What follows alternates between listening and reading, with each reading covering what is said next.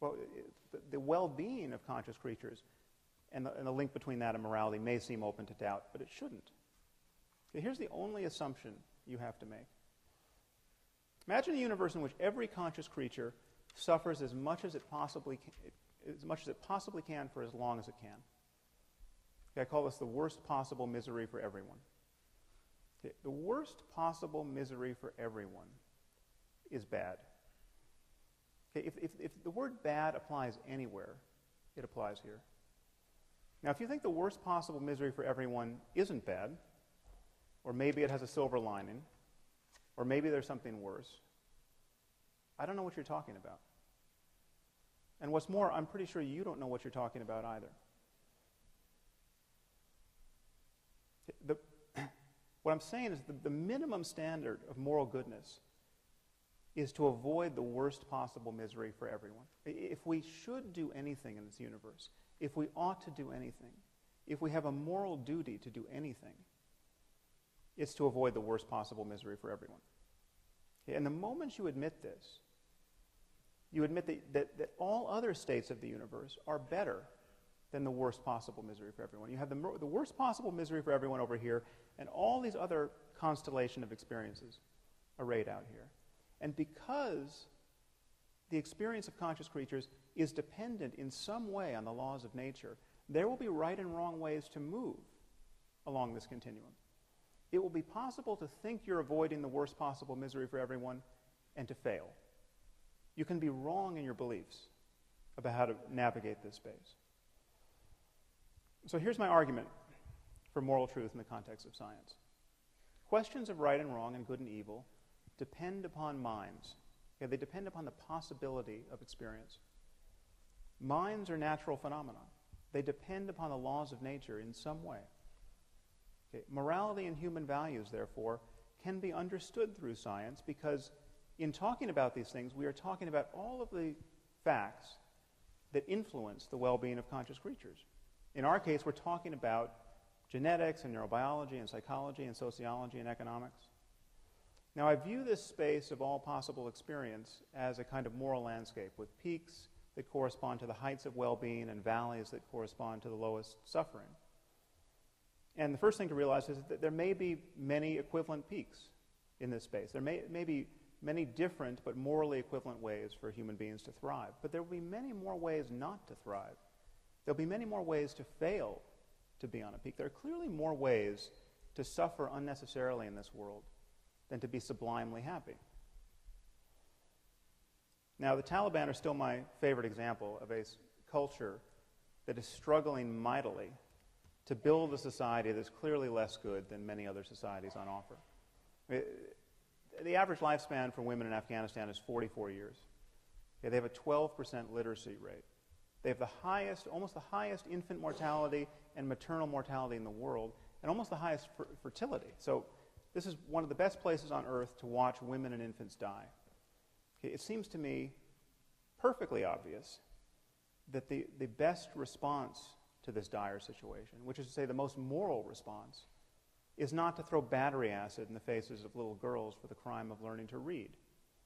Now, of course, this is common sense to us, unless you happen to be a bioethicist on the President's Commission at this moment. Yeah. But I'm saying, at bottom, these are also truths about biology and neurology and psychology and sociology and economics.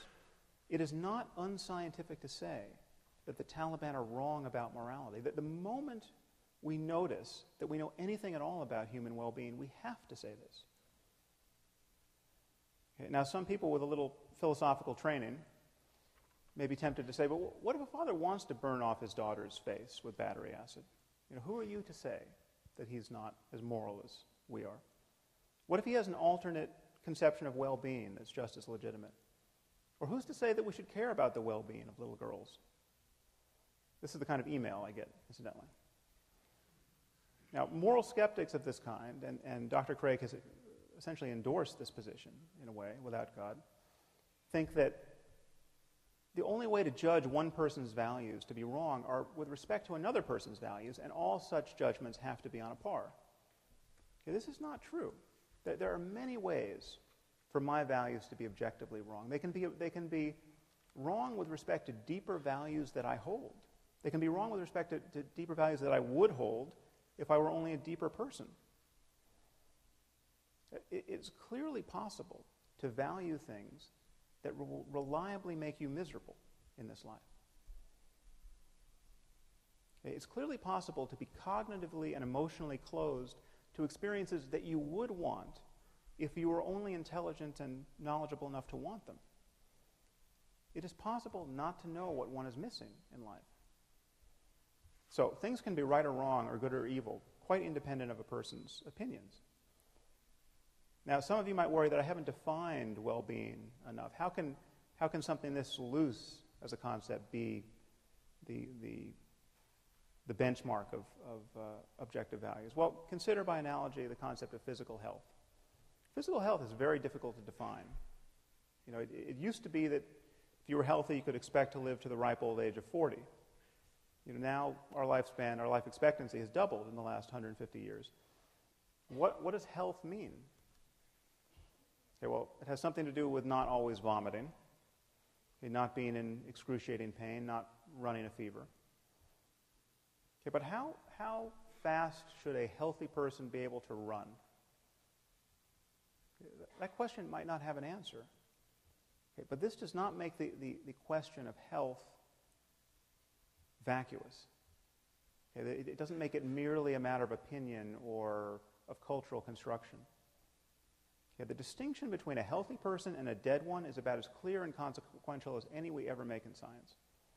Okay, and notice that no one is ever tempted to attack the philosophical underpinnings of medicine with questions like, well, who are you to say that not always vomiting is healthy? What if you meet someone who wants to vomit, and he wants to vomit until he dies? Okay, how could you argue that he is not as healthy as you are? In talking about morality and human values, I think we really are talking about mental health and the health of societies. And the truth is, science has always been in the values business.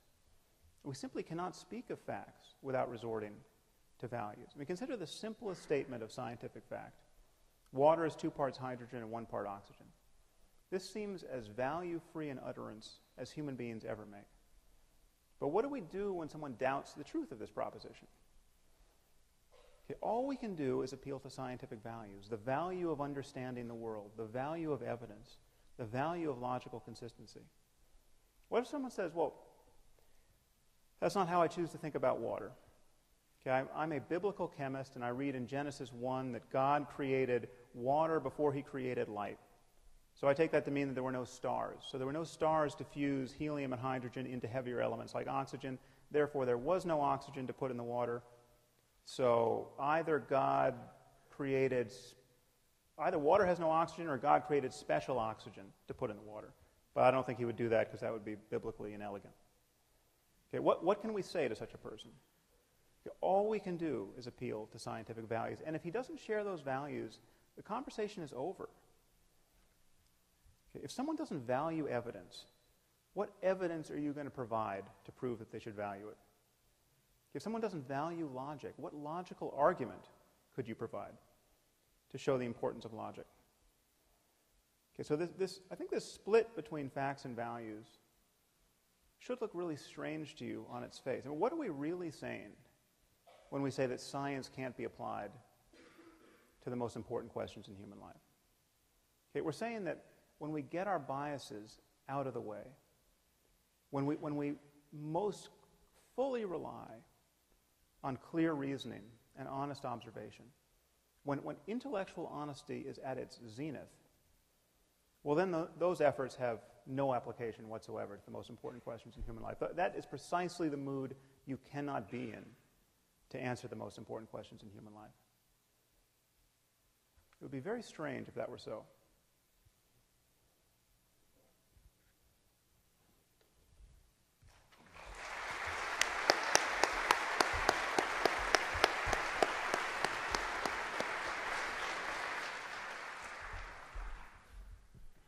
Professor Craig now has 12 minutes for a rebuttal.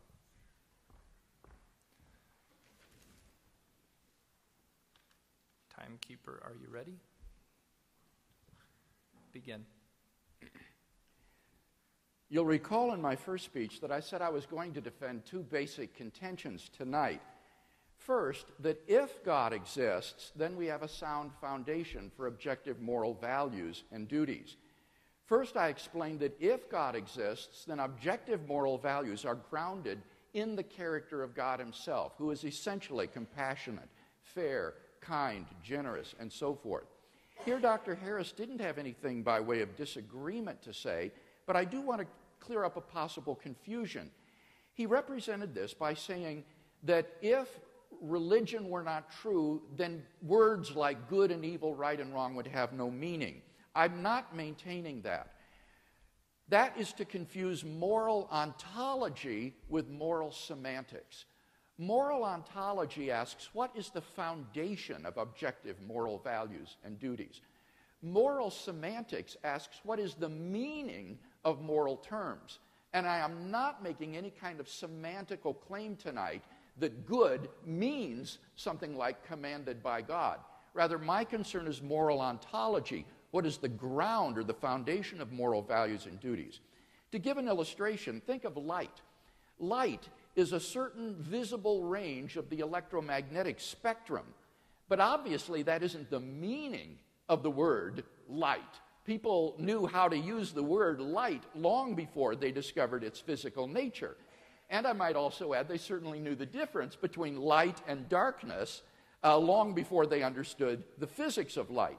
Now, in exactly the same way, we can know the meaning of moral terms like good and evil, right and wrong, and know the difference between good and evil without being aware that the good is grounded in God ontologically.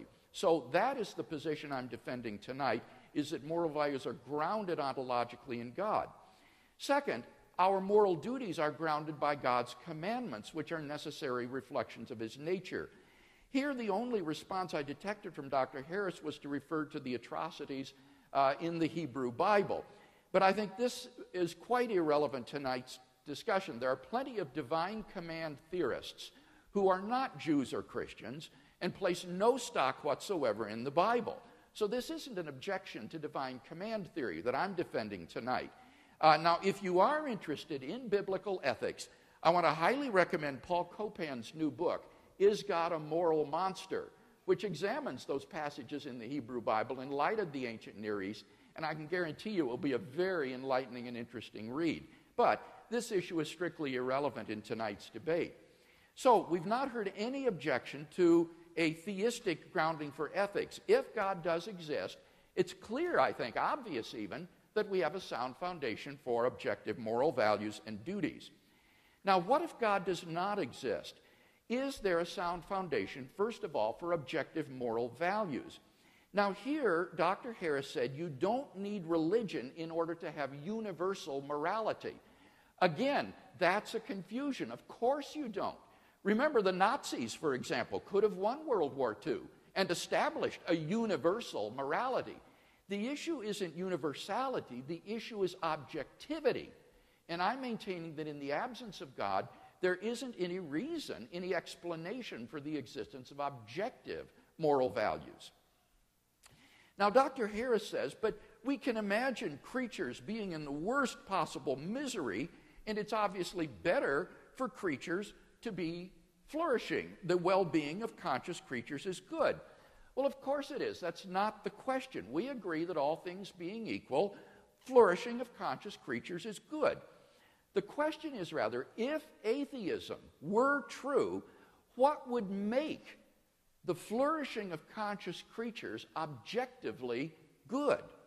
Conscious creatures might like to flourish, but there's no reason on atheism to think that it would really be objectively good. Now here, Dr. Harris, I think, is guilty of misusing terms like good and bad, right and wrong, in equivocal ways. He will often use them in non-moral senses. For example, he'll say there are objectively good and bad moves in chess. Now that's clearly not a moral use of the terms good and bad. You just mean they're not apt to win or produce a winning strategy. It's not evil what you've done.